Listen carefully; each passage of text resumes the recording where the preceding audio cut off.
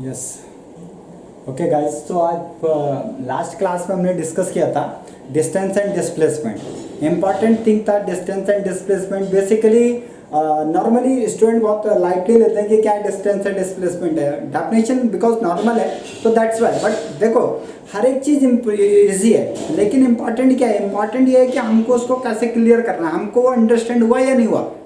आप उसको यूज, जब तक आप उसको उसकी एप्लीकेबिलिटी चेक नहीं करोगे, जब तक आप उसको अप्लाई करना नहीं सीखोगे, तब तक वो आपके लिए क्या है, नॉन यूजेबल है। यूज अगर आपको करना है तो वो हमारे पास क्या करना पड़ेगा, आपको यूज अगर करना है तो उसको डिफरेंट एग्जांपल से रिलेट करने की कोशिश करा करो, ठीक है। तो देखो हमारे पास क्या कह रहा है, आप डिस्टेंस और डिस्प्लेसमेंट में एक छोटा सा difference with the help of numerical questions के हेल्प से हम थोड़ा डिस्कस करने की कोशिश कर रहे हैं। देखो क्या कह रहा है, of if an object move in a circular path with radius r, it start from A and move anti-clockwise.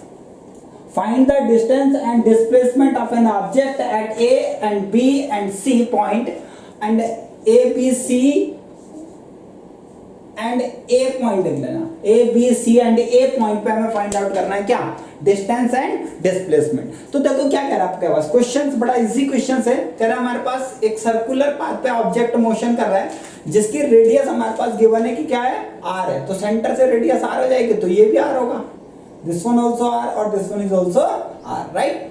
ठीक है, तो कह रहा है स्टार्ट फ्रॉम ए से स्टार्ट कर रहा है, मूव कर रहा है एंटी क्लॉकवाइज। तो ये ए है, ये बी है, ये हमारे पास सी है, ये डी है और ये हमारे पास क्या हो जाएगा, ए। अच्छा चलो, अच्छा ए बी सी, तो यहाँ पे लिख लेते हैं क्या, point A B C D and A, इस पे हमें फाइंड आउट करना है क्या, डिस्प्लेसमेंट। अच्छा और डिस्टेंस, तो देखो बड़ा इजी क्वेश्चन था क्योंकि डिस्टेंस के लिए हमने कहा था क्या, डिस्टेंस पाथ पे डिपेंड करता था और डिस्टेंस पाथ पे डिपेंड करेगा, दैट मींस क्या करेंगे हम, और it depend on path and total covering path पे डिपेंड होता है कौन, डिस्टेंस। ठीक है, तो अगर हम बात करें distance from A to B, first हम पार्ट वाइज कैटेगराइज कर लेते हैं इसको, ये ए टू बी, फिर B to C, C to D और डी टू ए, या फिर ए टू बी, फिर ए टू सी और फिर ए टू डी और फिर D to means A to A पूरा, राइट। तो हम बात कर लेते हैं फर्स्ट डिस्टेंस की। तो डिस्टेंस क्या होगा, अगर हम बात करें डिस्टेंस की तो क्या हो जाएगा हमारे पास, अच्छा डिस्टेंस, तो डिस्टेंस जरा आप चेक करो, distance from A to B, हम क्या करें, distance from A to B, A to B के लिए हम डिस्टेंस की बात करें। आप मेरे को बताओ टोटल जो डिस्टेंस है क्या वो सर्कमफ्रेंस है, यस। तो सर्कमफ्रेंस होता है हमारे पास 2 पाई आर, लेकिन ये कौन सा पार्ट है, 1 2 3 4 इक्वल पार्ट पे डिवाइडेड है, दैट्स व्हाई वन पार्ट की वैल्यू हो जाएगी 1/4 into 2 pi R. Is this clear or not. भाई जो टोटल डिस्टेंस था वो कितना हो गया हमारे पास, 1/2 एंड देन ये कैंसिल हो जाएगा तो कितना बचा, पाई अपॉन 2। ये हमारे पास फर्स्ट की डिस्टेंस आ जाएगी, राइट। ये हमारे पास फर्स्ट डिस्टेंस है। अगर इसकी के लिए हम बात करें कि डिस्प्लेसमेंट कितना होगा, displacement from A to B, तो डिस्प्लेसमेंट क्या है, यहां से यहां तक है ना, एक लाइन लाइक दिस ड्रॉ कर लो, क्योंकि डिस्प्लेसमेंट जो है वो उसके पाथ पे डिपेंड नहीं करता, वो क्या होता है, उसके इनिशियल और फाइनल पोजीशन पे बात करता है। तो इसका इनिशियल पोजीशन आर डिस्टेंस पे और ये भी कितना है, आर। तो जो टोटल डिस्प्लेसमेंट हो जाएगा वो कितना हो जाएगा हमारे पास, क्या, दैट इज, ये सपोज ओ पॉइंट है तो O according to Pythagoras theorem O A square plus O B square, तो फाइनली हमारे पास हो जाएगा क्या, R square plus R square is equal to 2r square, और फाइनली आंसर हो जाएगा हमारे पास कितना, √2 इंटू आर। ये हमारे पास इसका आंसर हो गया, राइट। तो ये आपके पास आंसर है। आई होप आपको क्लियर होगा कि हमारे पास कुछ कैसे हमारे पास डिस्प्लेसमेंट आया। अब सेम थिंग अगर हम बात करें, ये तो हमारे पास फर्स्ट केस था, सेकंड केस अगर हम बात करें कहां, डिस्टेंस फ्रॉम ए टू सी, तो लिख लेते हैं यहाँ पे क्या, डिस्टेंस फ्रॉम ए टू सी। अब ए टू सी के लिए कर रहे हैं तो क्या हाफ सर्कल ट्रैवल कर रहा है, यस। तो हाफ सर्कल अगर ट्रैवल करेगा तो हाफ सर्कल के लिए कितना हो जाएगा हमारे पास, सेम 1/2, क्योंकि कितने पार्ट ट्रैवल करती है इसने, 2 पार्ट। तो दैट्स व्हाई देखो क्या है, एक्चुअली अगर आपको एग्जैक्ट निकालना है कैसे 1/4, तो 2 पार्ट ट्रैवल करे कितने में से, 4 में से, ठीक है। 4 में से कितने, 2 पार्ट ट्रैवल करती है, टोटल है पाई आर स्क्वायर। तो इससे ये कैंसिल, तो 2 और इससे ये कैंसिल, तो आ गया हमारे पास पाई आर। क्लियर। और वैसे भी 2 पाथ है तो दैट्स वाई क्या लिख देंगे 1/2 हाफ करा है ना तो हाफ हो जाएगा किसका 2 पाई आर का, तो कैंसिल करेंगे हमारे पास डिस्टेंस आया पाई आर, राइट। तो अगर हम बात करें डिस्प्लेसमेंट की,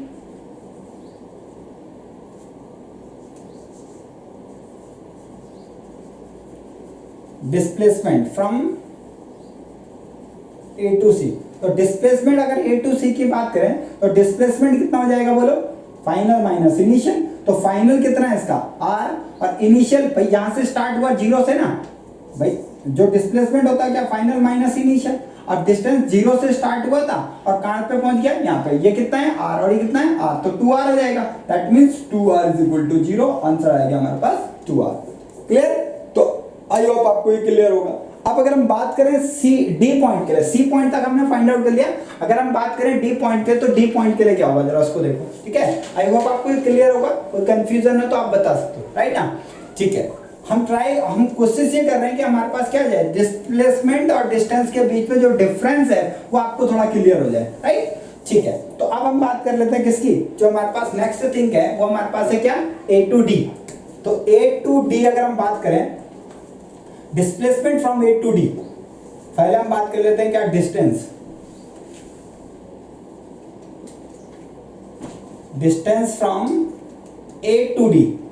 तो ए टू डी के लिए बोलो कितने कवर पार्ट कर लिया 3, कितने में से 4 में से, तो 3 इंटू 3 डिवाइड बाई 4 और कितना 2 पाई आर, तो आंसर हो जाएगा हमारे पास इससे कैंसिल यानी 3/2 पाई आर, ये हमारे पास डिस्टेंस आ गया, राइट। अब अगर हम ऐसे डिस्प्लेसमेंट की बात करें तो डिस्प्लेसमेंट कितना होगा, displacement from A to D, तो डिस्प्लेसमेंट वही फाइनल माइनस इनिशियल, तो फाइनली तो ये यहाँ पे पहुंच गया, इनिशियल हमारे पास ये है, तो क्योंकि पार्ट पे डिपेंड करता नहीं है इसलिए ये आपके पास हो जाएगा। तो फिर से डिस्प्लेसमेंट क्या सेम पोजीशन नहीं है, तो डिस्प्लेसमेंट हो जाएगा हमारे पास कितना,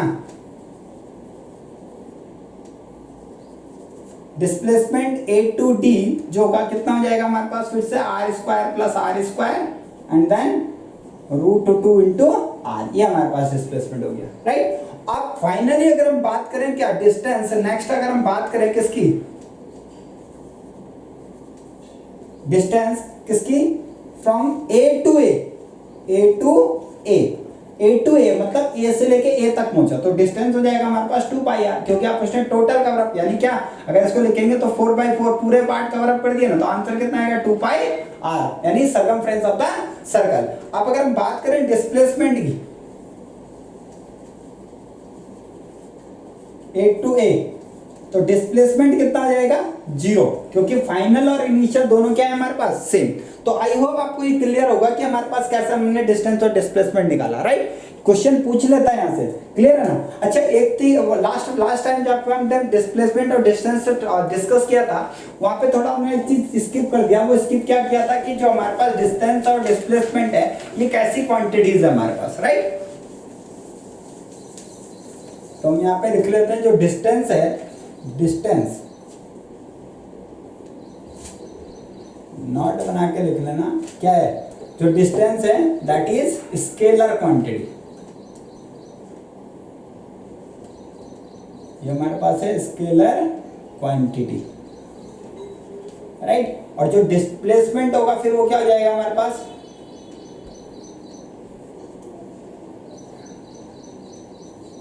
डिस्प्लेसमेंट जो होगा वो डिस्प्लेसमेंट हो जाएगा हमारे पास क्या वेक्टर क्वांटिटी,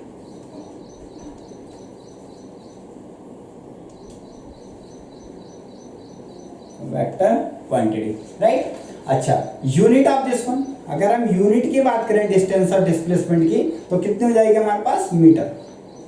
अगर हम बात करें यूनिट ऑफ इसकी तो ये इसको ऑलवेज हम किस में मेजर करते हैं मीटर में, क्लियर। तो आई होप आपको ये क्लियर होगा, किसी को कोई कंफ्यूजन नहीं होगा, ठीक है। अगर आपको कंफ्यूजन है तो आप आपको जब कमेंट करोगे तो अपने कमेंट में अपने जो कंफ्यूजन है उनको आप एक बार मेंशन करो, सो दैट हम आपके लिए क्या करें वो कंफ्यूजन ना हो। ऐसा हमारे पास जो भी हमारे पास क्वेरीज आएंगी आपके ओपिनियन के थ्रू हम अपने को क्या करेंगे थोड़ा आपके लिए और अच्छी वीडियोस बनाने की कोशिश करेंगे, right. And another thing is like subscribe, may be आपके पास आप कर ही रहे होंगे प्रॉपरली, ठीक है। इसको और ज़्यादा से ज़्यादा स्प्रेड करें, ये आपकी अपनी ड्यूटी होगी, ठीक है ना। ओके नेक्स्ट थिंग, तो ये हमारे पास डिस्प्लेसमेंट और डिस्टेंस की कंडीशंस होगी, क्लियर है, ठीक है। नेक्स्ट थिंग अब हम बात आ जाते हैं किसमें, नेक्स्ट हमारे पास आता है स्पीड। तो अब देखो स्पीड और वेलोसिटी, मैंने ऑलरेडी फार्मूला बता दिया था आपको। स्पीड का मतलब क्या है, ratio of distance divided by time. Ratio of distance and time is known as speed, and velocity ratio of displacement with time is known as velocity. Clear? या फिर हम अनदर डेफिनेशन क्या ले सकते हैं, if an object move the distance with respect to time is move या cover the distance with respect to time is known as speed, or another thing is if an object cover the displacement of an object with respect to time is known as velocity, right? तो I think मैं अब इसके बारे में ज्यादा discuss नहीं करूंगा, मैं फॉर्मूला लिख लेते हैं यहाँ पे हम। स्पीड फॉर्मूला, जो स्पीड है वो हमारे पास क्या हो जाएगा, इंडिकेट एट, और इसको लिखेंगे हम क्या, distance upon time.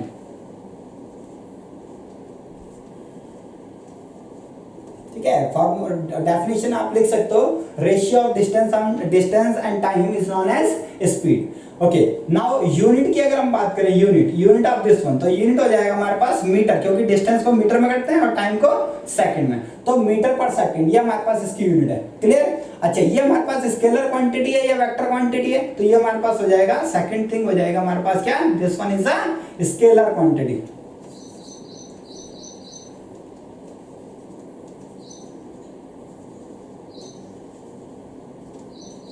This one is a scalar quantity, right? ठीक है, तो ये यूनिट हो गया, एंड ये आपके पास क्या हो गया, क्वांटिटी जो है वो स्केलर क्वांटिटी।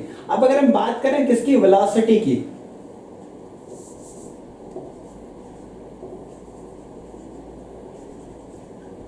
तो वेलोसिटी का फॉर्मूला होता है हमारे पास डिस्प्लेसमेंट अपॉन टाइम। देखो जो चीज इंपॉर्टेंट था वो मैंने डिस्कस कर लिया आपको। इसके लिए अगर हम यूनिट की बात करें तो यूनिट इसके लिए भी सेम रहेगा। यूनिट क्या रहती है इसके लिए, यूनिट इसके लिए भी मीटर पर सेकंड, क्योंकि हम डिस्प्लेसमेंट जो है वो भी तो डिस्टेंस ही है, तो मीटर पर सेकंड।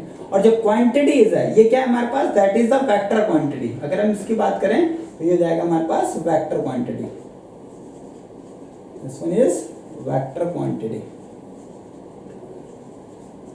ये हमारे पास हो जाएगा, क्या हो जाएगा हमारे पास, वेक्टर क्वांटिटी, राइट? तो ये हमारे पास क्या है, ये इसकी यूनिट्स हैं एंड वेक्टर क्वांटिटीज होगा। अच्छा, एक और इंपॉर्टेंट थिंग क्या, आप नोट बना के लिख लो उसको, क्या,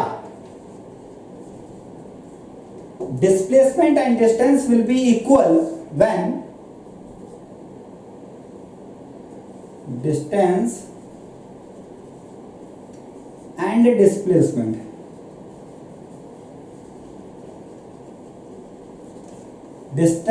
displacement will be equal if an object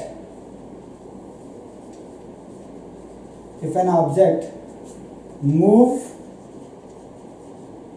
in a straight line path, in a straight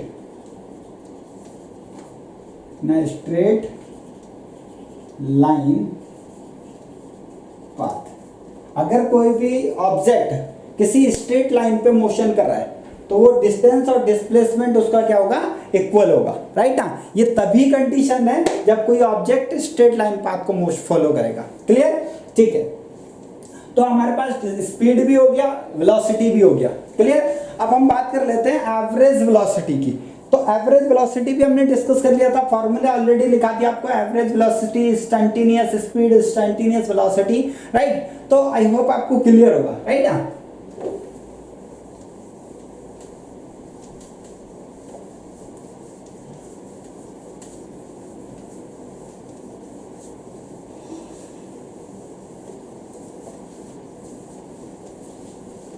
ठीक है, ठीक है, तो एवरेज वेलोसिटी भी हो गया हमारे पास, इंस्टैन्टेनियस स्पीड एंड टाइम सब हमारे पास हो गया, राइट? ठीक है, अब हम थोड़ा सा अगर इसको न्यूमेरिकल क्वेश्चंस की हेल्प से अगर थोड़ा चेक करें तो न्यूमेरिकल क्वेश्चंस क्या होगा। सपोज हमारे पास एक क्वेश्चन कहता है, if an object is cover distance 30 kilometre with a velocity of 20 kilometre per hour, and another thing is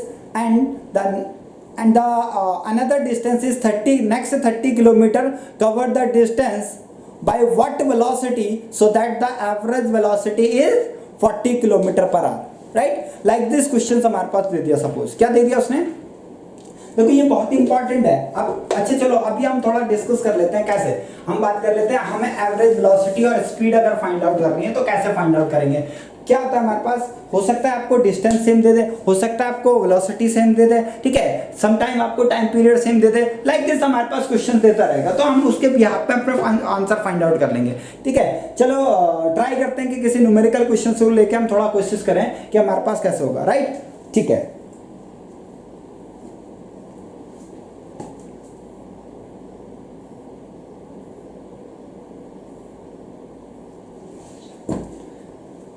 suppose question हमारे पास दे दिया,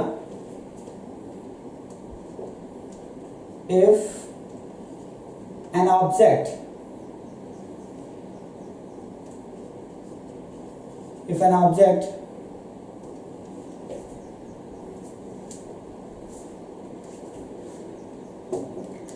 चलो